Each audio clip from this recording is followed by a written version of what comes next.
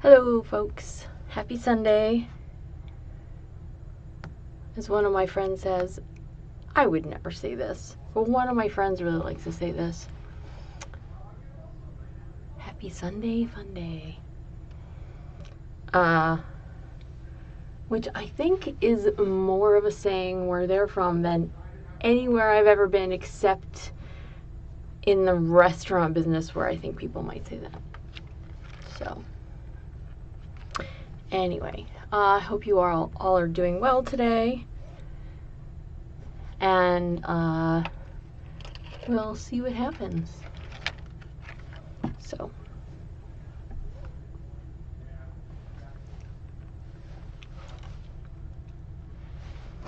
I'm waiting for my software to kick in and make it look like I'm actually streaming, because I can't quite tell, which is bizarre, right? You'd think that these things would all just like work together seamlessly, and for the most part they kind of do.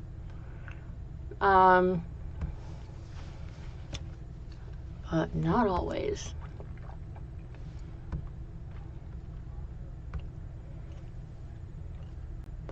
Oh, actually I have no idea what happened, but we'll just go from here and hope that it continues just fine.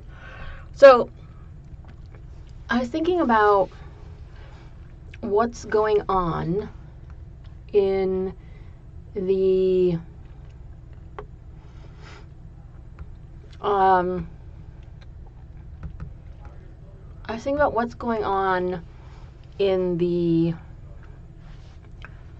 Discord, which is Locktober, which is super fun. If you like tease and denial and submission and obedience, it's a lot of fun to participate in that. I always enjoy reading the comments and seeing what people are posting from the tasks that they've been given. If you are following along with that, thank you. I do so enjoy it. It makes me very happy. But one of the things that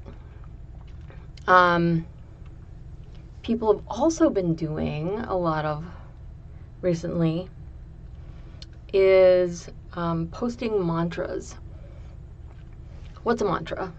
It's a statement, a saying that you repeat over and over and over. It gets in your head, kind of like an earworm, a piece of music that you hear and then you never really forget, and sometimes it just pops up randomly, right? But one of the most common ones in hypnosis is obedience is pleasure, pleasure is obedience, and they just reinforce each other, so it's a double bind. That means that when one's true, the other's true, and they just enhance each other. Or it might be something along the lines of I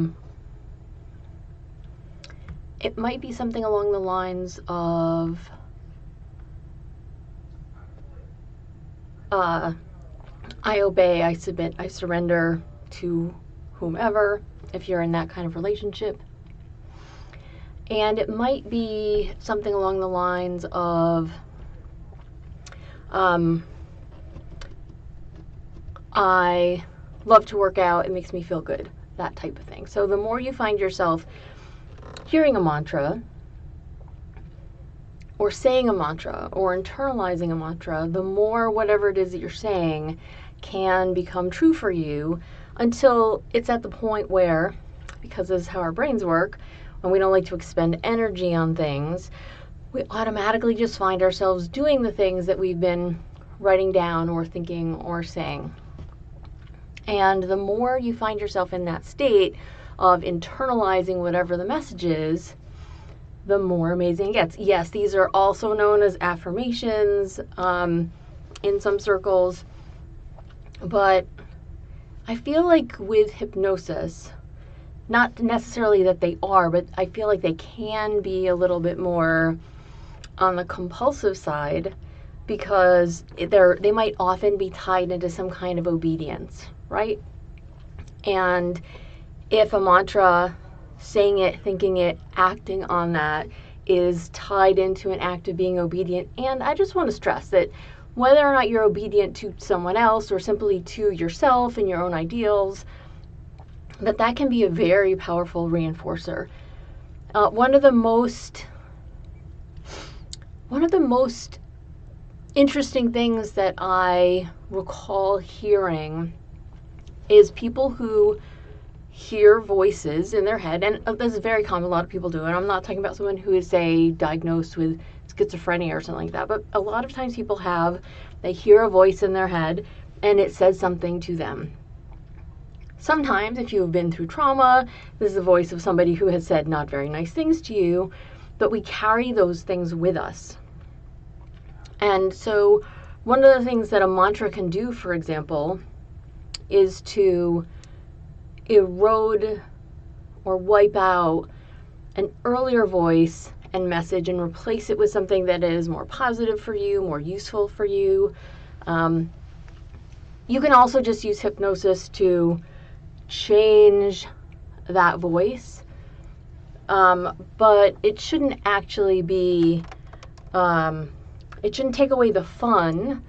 Let me just say, it shouldn't take away the fun of you just finding a mantra that you really like and hearing it over and over and over again. And though I am not doing this to myself, maybe I am a little bit, I do really enjoy the cadence of some of them. Specifically, I obey, I submit, I surrender to Lee. Like that one, for me, I really like it. I like hearing it, I like thinking it, and I like the idea that maybe I have given myself a really good and powerful message, and I am going to just make sure that that message sticks real hard. So what would my message for me be to stick? It would probably be to do more exercise. We were talking about that a little bit 2 weeks ago, I think. And I think the idea that we can instill these messages in our head about things that we want to do and are doing and are going to keep doing are really powerful for us. Whether they're on the fun and sexy side or whether they're on the practical side, it doesn't really matter. The concept is the same. So think about that. Think about what your mantra, think about two things. Think about what a favorite mantra you already have right now is. And then if you were to create a mantra for yourself, what might that be? So let your unconscious mind think about how good that feels, right? Let your unconscious mind think about how good it feels to put your own crafted message into your head. Something that maybe fits a certain beat. Maybe it's something that rhymes so that you can remember it more easily. Maybe it's something that's like an acronym that means a whole lot of other things, but your brain has just shortened it down to something else so that you can say this out loud without having to say all the other things. However you find yourself doing it, think about those two things. What's your favorite mantra? What would a new mantra be if you could say it to yourself? And how would that go? I was thinking that I might talk a little bit, while you guys think about those things, about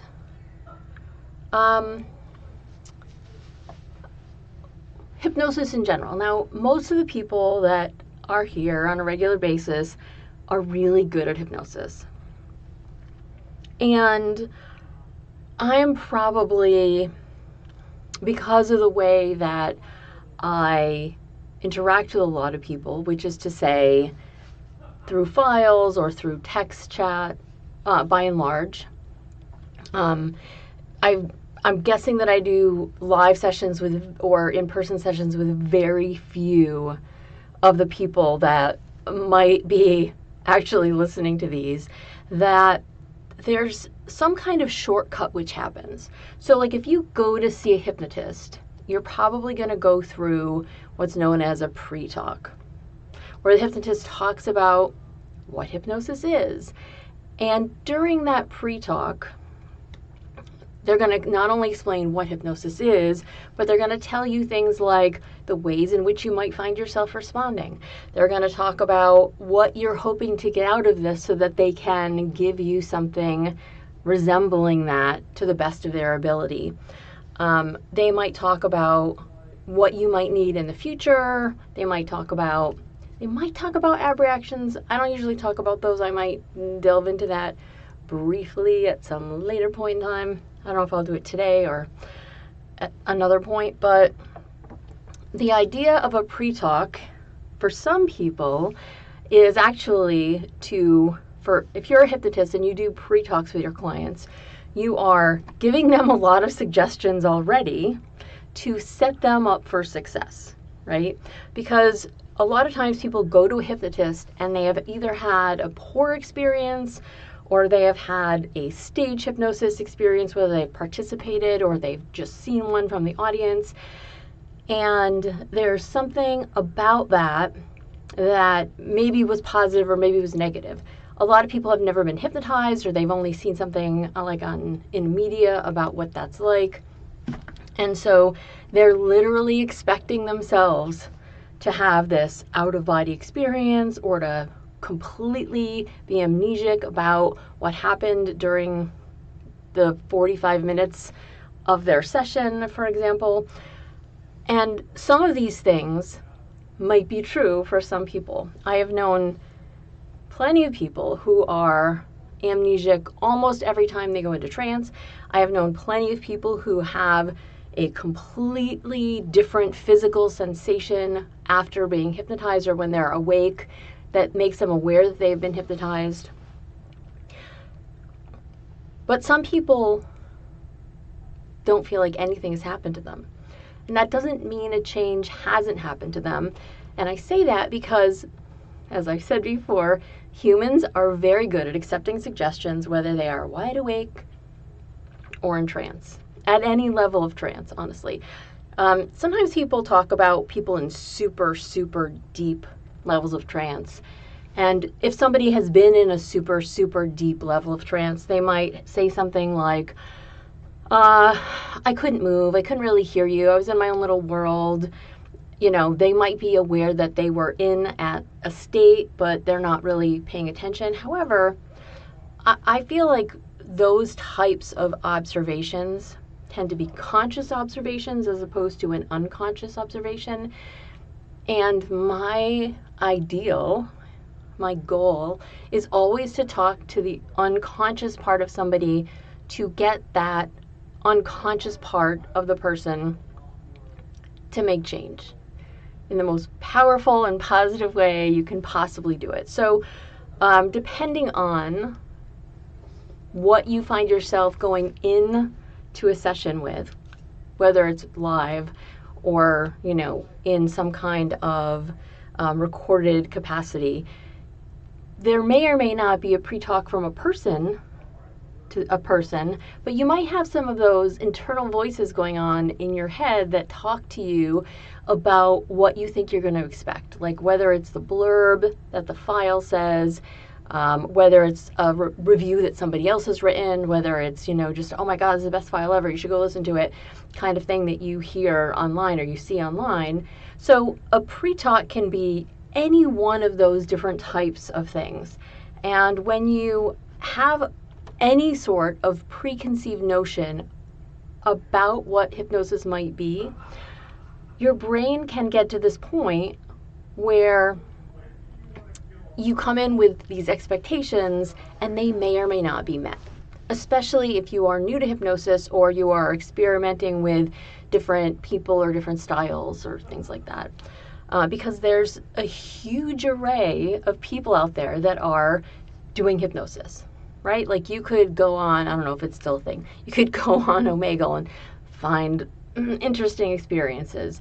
You could, be in a Discord chat room and they facilitate either group sessions or one-on-one sessions there.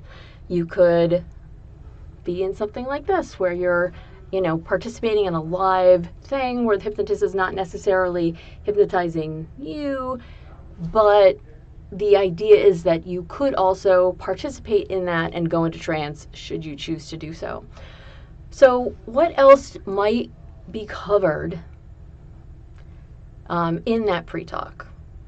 What to expect, a trance pre-talk, the actual induction where you are brought into trance if you haven't already started to slip into trance during that pre-talk. Sometimes some hypnotists in a pre-talk will do things like use the two truths and a lie type scenario to get a subject to a place where they are more receptive unconsciously to going into trance and following suggestions and having a successful experience. And that might be something along the lines of, and again, the lie isn't actually a lie necessarily, but it's more of a projection. And usually, when I had heard it talked about when I initially started doing group hypnosis, like learning type experiences with local groups and people that I was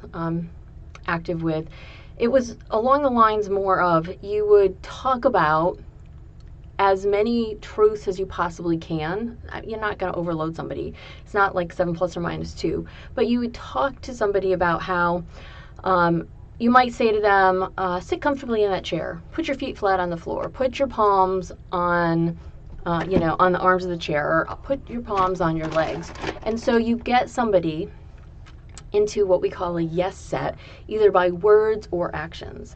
And the more compliant a subject is, the more likely it is that their brain is going to simply begin to do what you want, believe you, and act in good faith on the further suggestions you give them. So for example, make sure you're sitting comfortably in your chair with your feet on the floor, your hands on your legs. You may start to notice that your body feels really, really heavy.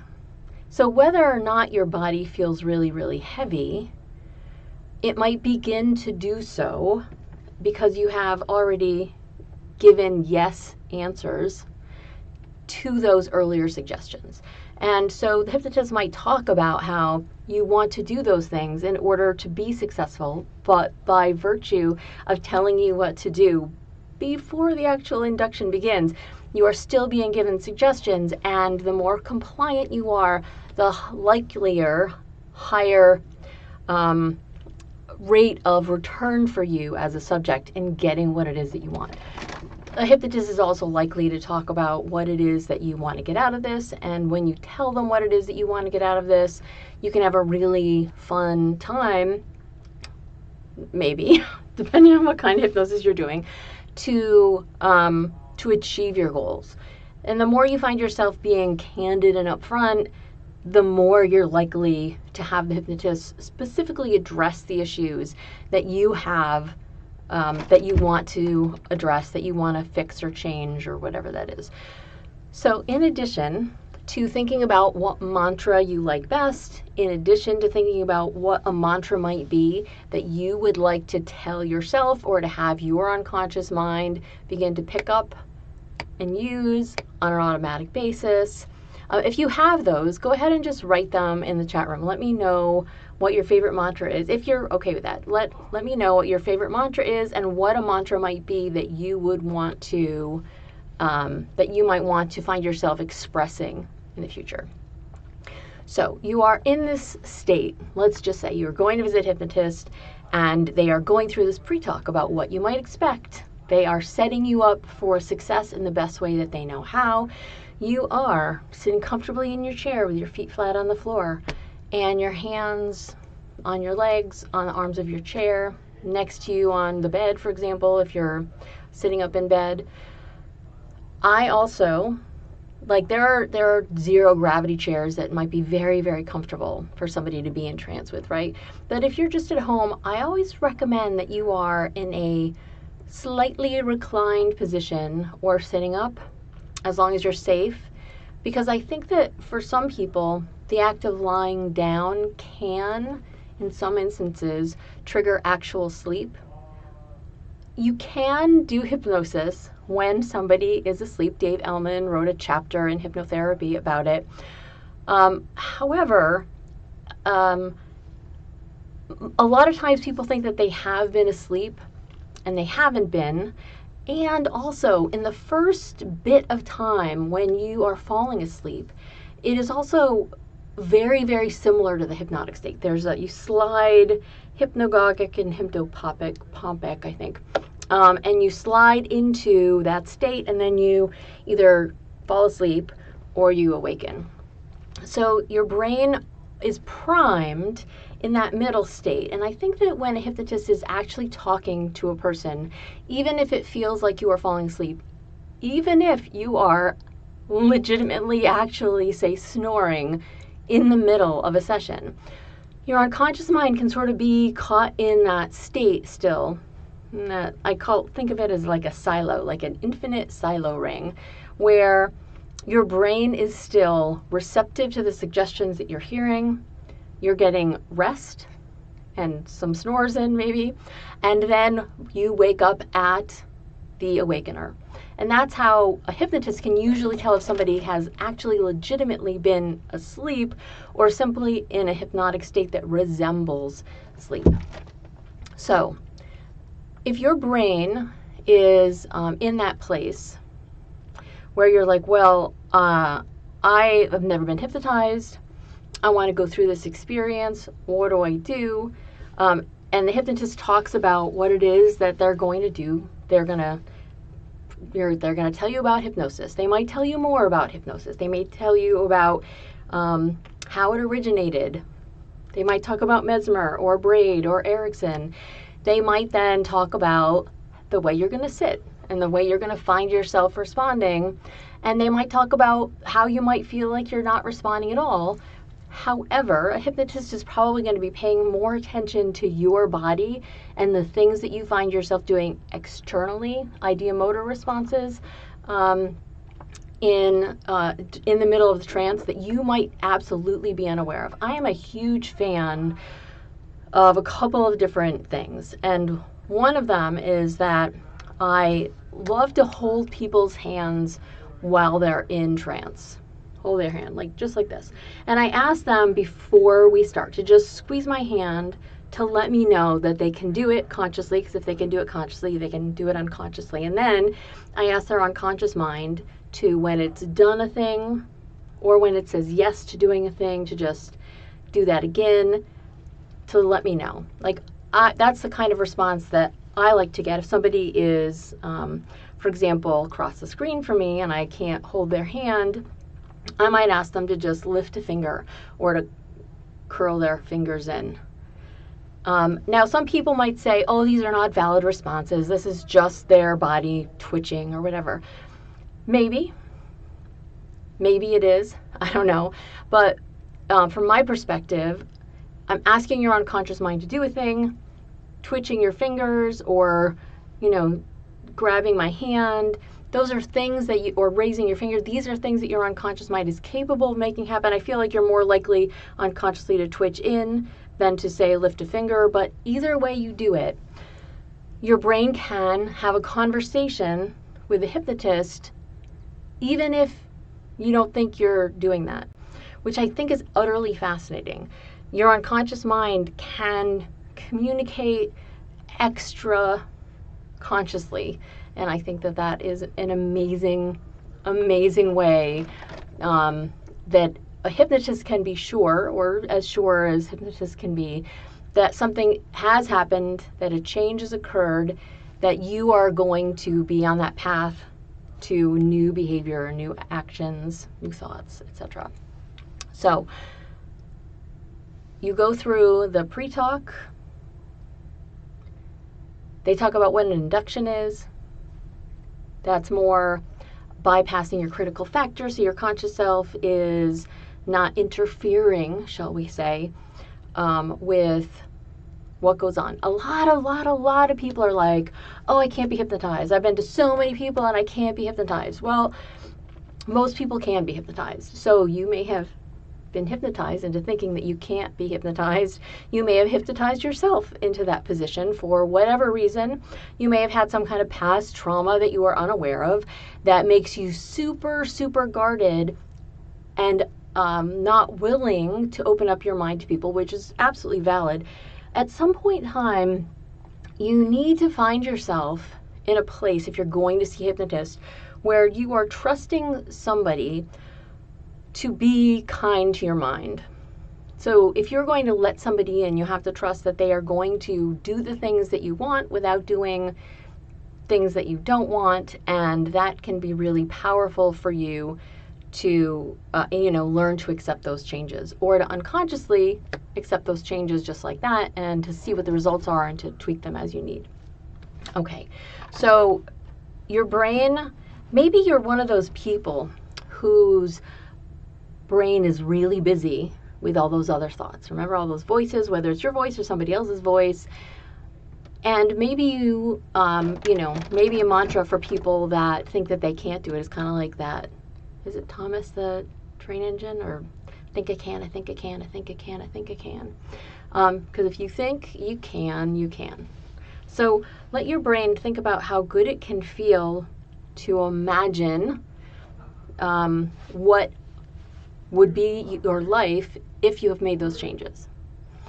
In NLP, they call it future pacing, where you imagine how things are going to be, and then as you find yourself thinking about how things are going to be, you make that as rich and powerful and detailed as you possibly can, which we have definitely done for certain suggestions here. And the more vivid and detailed you make the way you want your future life to be, the more likely it is to happen. It doesn't mean it's guaranteed to happen. There may be some other work, other changes that also have to occur, but the idea that your brain is ready to absorb these ideas and this knowledge can be super, super useful. So let your brain think about, if you're the kind of person that has all these other voices, maybe you want to find yourself with a mantra, like I think I can, or I'm going to do this, or whatever happens, I'm going to allow it to happen as gracefully as I can. And your brain says, well, if you want to do it and they're telling us how to do it, maybe we can make this happen. So my mantra would probably be some variation of obedience is pleasure. I would like to talk about pleasure as a gateway to making things happen. We humans are built on a premise of, if something feels good, if something gives us a reward, we are going to do it. We are in that direction of doing it. Now, we're also kind of bizarre, so sometimes the reward doesn't seem like a reward. Be that as it may, this is the thing that drives all of us. Some kind of reward system has been built into us, and we go in the direction that our tiny little pleasure center or our big pleasure center pulls us along. So if a hypnotist can let you know that you're going to feel better, that you're going to experience something that is whatever your brain considers to be pleasure when you make these changes, when you do these things, when you notice the results of these things and continue on, your brain is much more likely to take that information and to make it happen. We have really strong drives toward pleasure. And so that's right, we go toward pleasure. So our brains really, really want to do that, and they're driven toward it. So if you're a hypnotist and you want people to have a good time with you, whether or not you're doing erotic hypnosis, adding pleasure in, adding a reward in, adding a positive experience in is far more likely to give your subjects everything that they want, or everything that you want for them. So how do we make these other things happen? So the induction may include talks about how it's going to work, how you're going to sit comfortably. They may talk about the way they're going to do it. They may say, I'm going to do a confusion induction, like a 7 plus or minus 2 on you, to help your brain quiet down a little bit, to help your unconscious mind realize that it's just going to focus on me. to allow your conscious self to know that whatever it wants to think about, whatever your conscious self wants to think about, it's going to start doing that sort of further and farther away. So you might be consciously aware of whatever your conscious self is thinking about, but your unconscious self may be intently focused on what the hypnotist is saying. And because you're focused unconsciously on what the hypnotist is saying, those changes can happen whether or not on a conscious level you're aware of what's going on, you think anything else is happening, and the changes can be powerful and magnificent. So let your brain think about how good it feels to know that there's an induction that can work for your brain. And maybe I'll do a 7 ± 2 today so we can all have a good time with that. So, and then there's going to be more suggestions, right? Because this is all about the suggestion. What's the suggestion that your brain wants to accomplish today? That you've told your hypnotist, I want to feel more confident. That's a really popular one, for example. So let's have your brain, you'll talk about what you want. Your hypnotist might or might not tell you how exactly they might want to do it. They may say, well, what does being confident mean to you? Because I can put in as many words as I want to, as many descriptors as I want to about what I think confidence is, but your brain may have something entirely different in mind. And a blend of the two is not necessarily a bad idea either, but we want to make sure that we're not necessarily neglecting what the subject really wants to get out of this. Now, this is not specifically the best environment for that, so if you have an idea for what you think confidence is, go ahead and write that in the chat, and I will include that in what we do today. Okay, pre-talk, induction, suggestions, awakener. Have I missed something? I think I missed something. I think that's the awakener. Induction, no, pre-talk, induction. Oh yeah, deepener, suggestions, awakener. What's a deepener? Well, a lot of people talk about depth of trance as though it's some sacred thing. There's a scale or multiple scales about how deeply people can go into trance and what that means and how suggestible they are. My takeaway from this, from all of those things, is that human beings are pretty capable and pretty adaptive. So if you give somebody a suggestion to say, feel better as they go deeper. The deeper you go, the better you feel. The better you feel, the deeper you go. Another one of those lovely double binds. Somebody can feel how nice that is. I use this one, which I love, which is, I say, with every breath in, you come a little bit closer to consciousness. With every breath out, you drop down more deeply into trance. And you do that until I begin to bring you all the way out. And then you can notice that your breathing is just normal. That's one of my very favorite ones. I use it all the time. And I do that because it adds a little bit of fractionation, which is when you go, you're in trance, you come out, and the next time you go to trance, you go a little bit deeper than you were before. I know, deeper is a questionable thing there, right? But no matter how deeply in trance you go or how lightly in trance you go, you can always accept suggestion. People like to go more deeply in trance because they can feel it more intently than being, conscious, and their brain can accept the point that maybe they're going to be in trance and accept suggestions. And if they are not in trance, they don't accept the suggestions. I'm not saying that that's a true thing, but some people think that the deeper you go in trance, the more powerful the suggestion is going to be. Again, some people can go so deeply down that they are not really responsive, but that also doesn't mean that a suggestion won't take place. It just can be harder to determine if a suggestion has taken place. You need to do some follow-up with that. Okay, so you do absolutely need to trust yourself. And hello, everyone that has come here. That I appreciate that you all are listening to me talk about hypnosis. I talked about mantras earlier. I'm talking about hypnotic pre-talks and walking through all the other steps. And then we're going to do some hypnosis for confidence. So if you have something that would make you feel more confident, I'd like you to share what that means, or what would you, what traits do you consider as being confident for yourself? And I'll include those in today's hypnotic bit that we do, which I'm going to do very, very shortly. So think about what you would like to say or would like me to say. Tippity type it all out. Okay. So the suggestions can come in many different forms, obviously. Sometimes you get a suggestion that you do, and maybe it's something like, oh, for the next hour, you're going to, anytime you drink from your water glass, as you put it down, you're going to go meow, right? I mean, that's pretty silly and basic, but what if that was a thing? It's possible. I don't know. And how would you know you've done it? Because you say meow for the next hour, give or take, or whatever your brain works on, and you're like, oh, that's cool. And it probably won't last longer than that, and it's probably going to be just fine.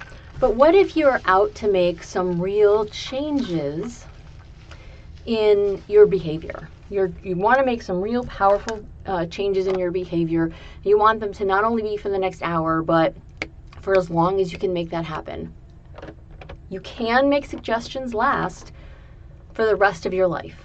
It is absolutely possible to have suggestions last for the rest of your life based on one hypnotic session. You can do it with smoking, you can do it with weight loss, you can do it with going to the gym and getting exercise, you can do it with being more confident. The thing about humans is that sometimes life gets super stressful and crazy, busy, and then if you have like routines around something, it can blow them up. So sometimes you might need to go back to a hypnotist and be like, hey, this was working for a while, and then all these crazy things happened, and I stopped doing this thing in favor of this. Can you help me get back on track? Absolutely. It's not a big deal. It can be fun to figure out how and why and to recraft a suggestion for somebody, because things in life just got a little hectic. It's not a big deal. Don't let it throw you off. You can still do it. Okay. And then whatever suggestions are. And so I think it was, negotiation. So yeah, if you are talking about what it is that you want, and hypnotist is talking about what they can do for you, depending on the kind of relationship you have, you might well want to negotiate about what you're open to, what you're definitely not open to, especially in like the BDSM or erotic hypnosis communities. People sometimes need to be really firm about, this is what I'm okay with, and I'm not okay with these things.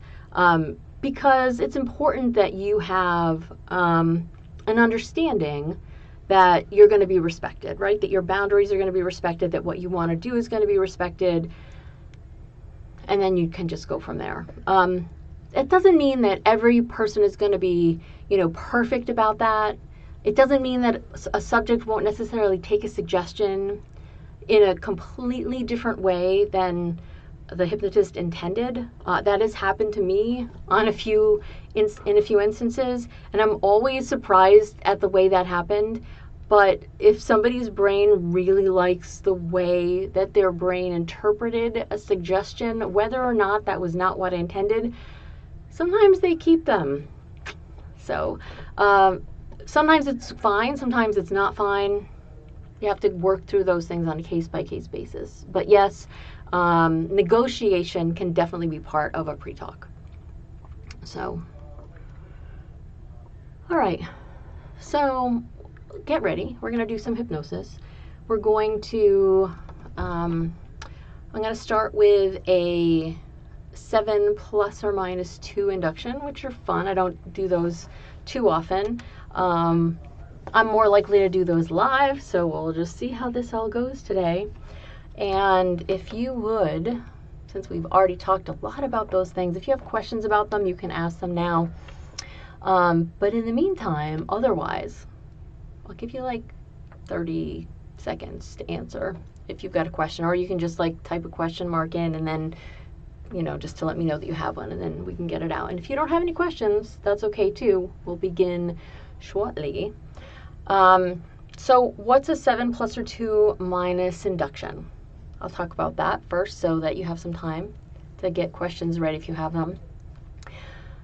7 plus or minus 2 is theoretically the amount of pieces of information that our brain can handle in one go. So most people can handle 7 or 5 or 9 or somewhere in between there before our brain just like goes, no, I've had enough, that's it. Now, there are some interesting sort of bends and twists to this rule. For example, say a phone number, right? So a phone number is 10 digits, but our brain thinks of it as one chunk of information usually. Sometimes our brain thinks of it as 3 chunks of information, but often it's thought of as one distinct thing. So if you're trying to get people to remember phone numbers, for example, they could probably remember 5 to 9 phone numbers. I only remember really clearly a few phone numbers in my head, and some of them are people who are not with us anymore, unfortunately, or for people who had numbers really close to each other at one point in time. Anyway, so 7 plus or minus 2 pieces of information, your brain overloads because it's too much information to handle, and then it's so much easier to just focus on one thing. In this case, the sound of my voice. So let your brain get ready to make that happen. All right, so if you would, get yourself comfy, settle into your seat or to your reclining position. If you can, put your feet flat on the ground or your heels flat on the surface, the bed, the ottoman, wherever you are. Put your hands on your legs next to your body, whatever makes the most sense for you and your situation. Take a nice deep breath in. Close your eyes. Maybe you could feel your shoulders dropping as you let your breath out, as you got more comfortable. And as you find yourself thinking about how good it feels to have your body supported by your chair or your bed or wherever you happen to be, and you notice what it feels like as your shoulders drop down, you can find yourself breathing in and out really easily. Maybe you're aware of the rise and the fall of your chest. Maybe you're aware of the temperature in the room. Maybe you can hear other sounds in addition to the sound of my voice.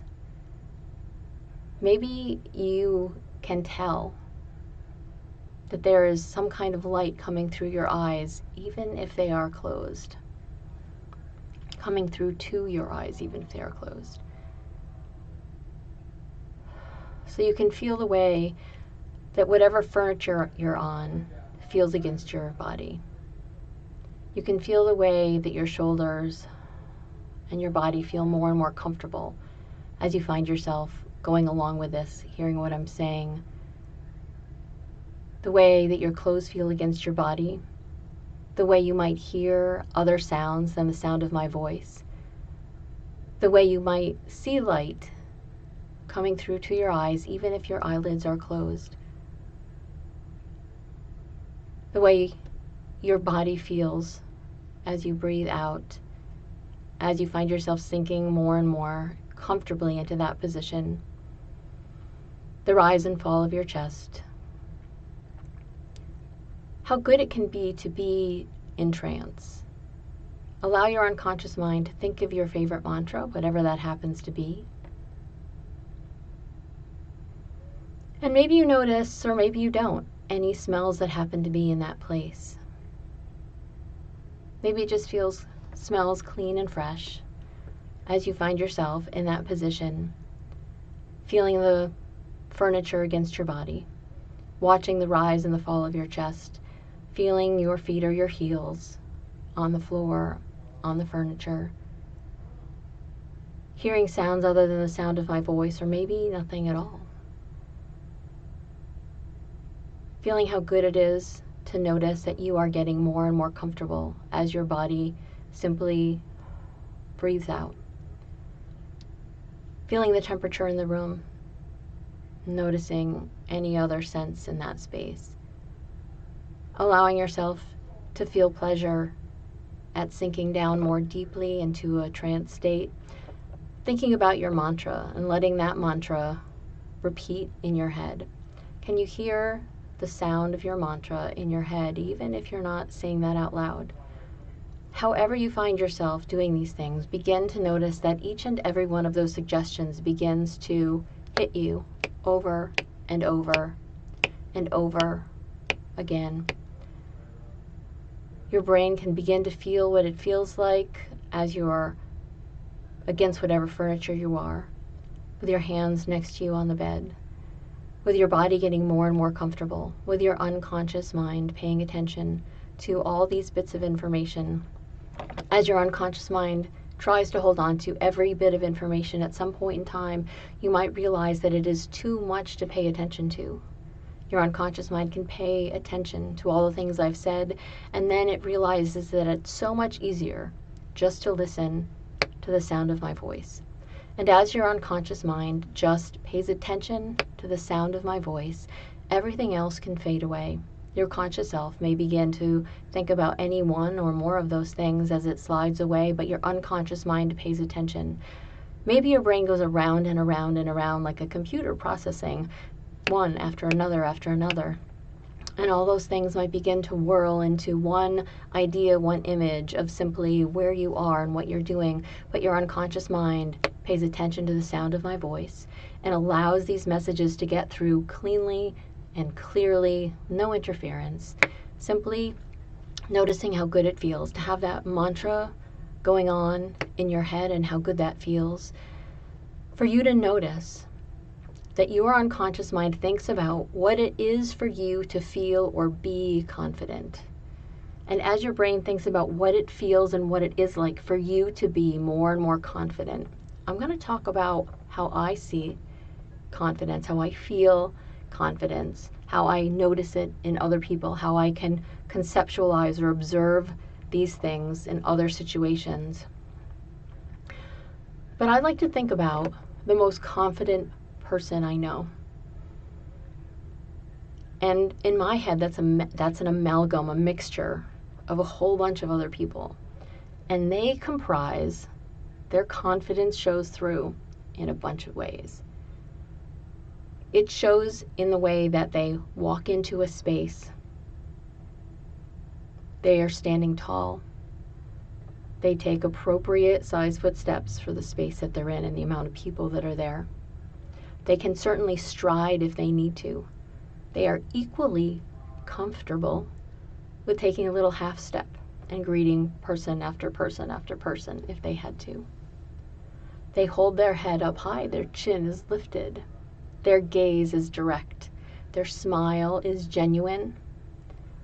When they talk, the knowledge of what they say and what comes out of their mouth is true in a way that is absolutely fascinating to listen to. They say things that are their truth, and it feels amazing to watch them. Now, this confidence seems to ooze from them. Maybe ooze is the wrong word. It seems to shine from them. They seem absolutely capable of handling whatever comes up. It could be an emergency that comes up. Their head would be calm, cool, and collected, and they could make decisions and take action really easily and really effortlessly. It can be in the strength that they have to know that whatever comes at them, they are capable of handling it, and they're going to handle it with as much grace and aplomb as they possibly can, being unafraid to ask for help when they need it, because a really strong person knows that they can't know or do it all, and that it's okay to get help if you need it. To also understand that you are stronger inside on so many levels.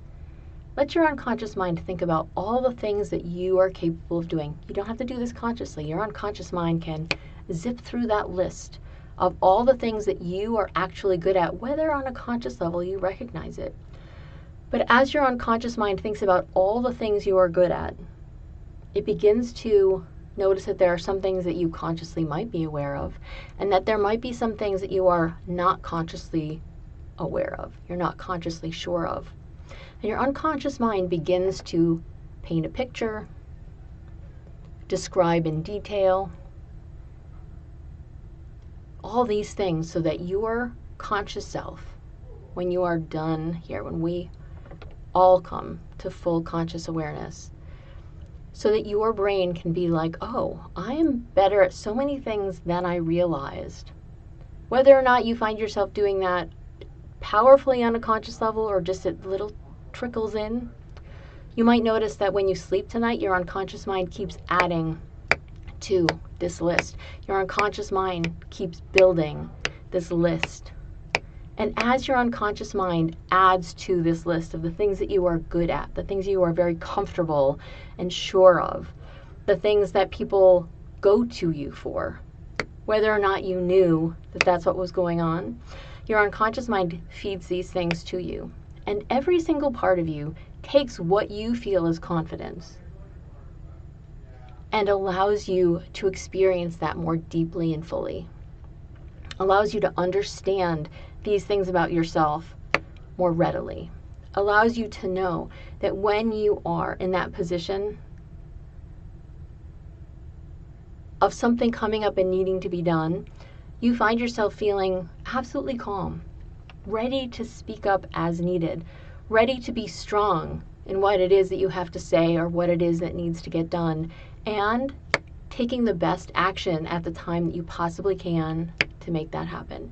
Whether that's giving a speech, whether that's going through an ordeal, whether that's going into trance better and stronger and more powerfully every single time.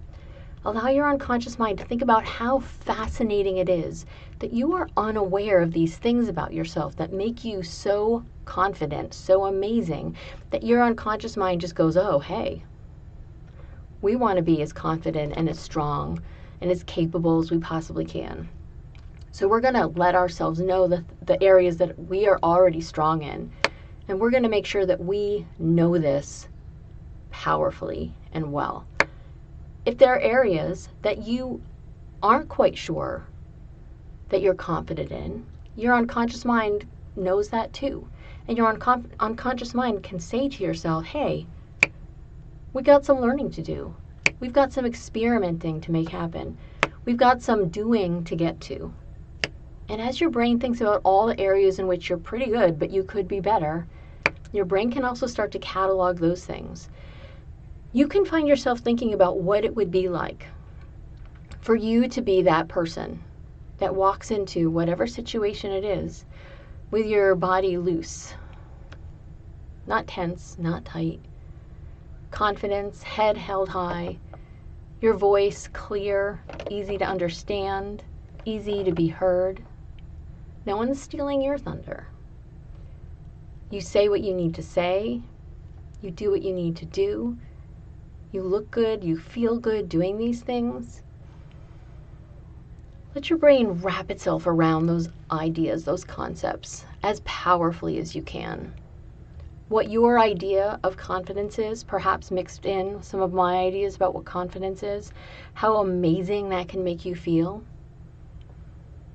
and how good it is to be able to be in that position, for you to understand and to know that this is something you're absolutely capable of, that this is something that's going to feel really, really good internally, that there is a power for you to be so confident, that there is a power for you to be so capable, that additionally, if somebody gives you new information that makes you go, what I thought I knew is different from what is the reality now, because things change all the time, your brain goes, oh, I am a big enough person to be able to adjust what I do and what I say, to see the truth, to know the truth, to feel how good it is, to update myself, to not be stuck in the past, to be able to accept when things are different than how I perceived them initially, and for me to keep on learning about how good it is for me to be so confident, to stand tall, to speak clearly, to be up to date on the important things, and to hold on to how amazing it makes you feel to be able to be that person who's calm, who's confident, who's strong. And it just feels really good to have all those things inside going on. Let your unconscious mind go forward to a situation that you might be experiencing in the near future. Let your brain imagine you in that situation as strongly and powerfully as you can, with you as the most confident person that you can imagine, with you as the most confident person you can imagine in that situation. Notice every little detail. Make that picture bold and bright and moving. Notice how people respond to you. Notice that they respond to you very, very well in that situation. Notice that you find yourself feeling good about all of that. Let yourself sink and drop down deeper and deeper into trance.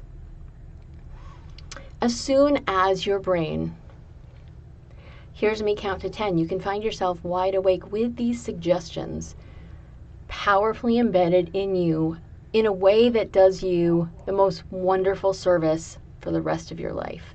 That idea of being confidently correct and moving into your life, being able to feel so very good at what you're saying and what you're doing, to know that you're not too proud to make adjustments and changes as situations change, and to feel what it's like to feel yourself surrender and give in to you being that person. Take a nice deep breath in. 1, 2, 3, 4. Feel these suggestions settling in. Feel them getting stronger and more amazing. 5, 6, 7, 8. Opening up your eyes. Taking another nice deep breath in. Moving your body just a bit. And 10, wide awake. So let your unconscious mind come all the way back. Say hi when you're up. Feel how good it is to be in that situation, in that position of feeling confident, of feeling calm, of holding on to how good it is for you to simply accept your capacity for whatever comes your way.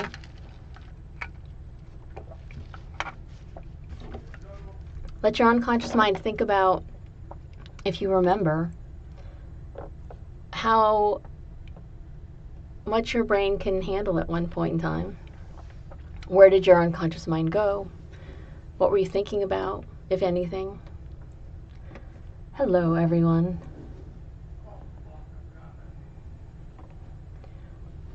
So as your brain thinks about all those things that you can do, let yourself keep holding on to how good it feels for you to be that confident person. For your brain, when you sleep tonight, to keep working on that so your conscious self is more and more aware of what you're good at so that it feels even better. The suggestions don't really stop with me, do they?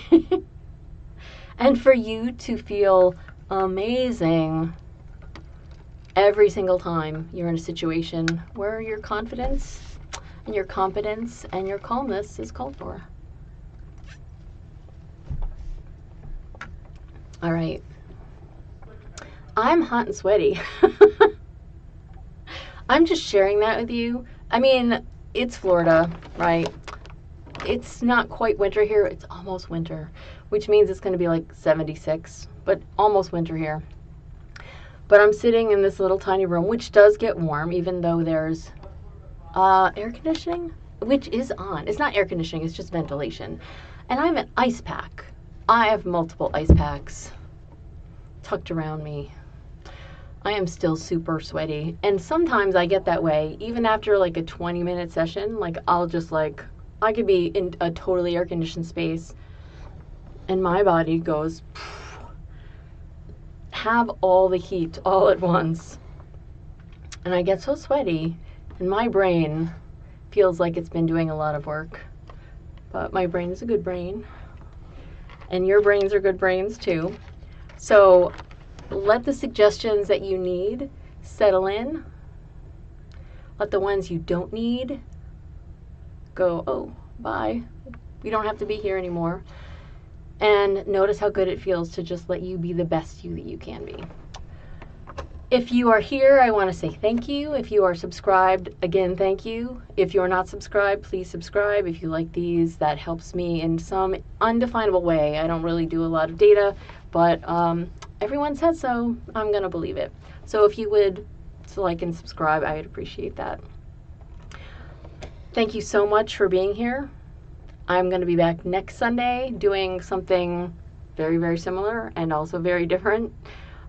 So thanks for being here, and I will see you in a week, I guess. Sundays at 3 o'clock Eastern is when you can find me. Okay, so goodbye, and I will see you later.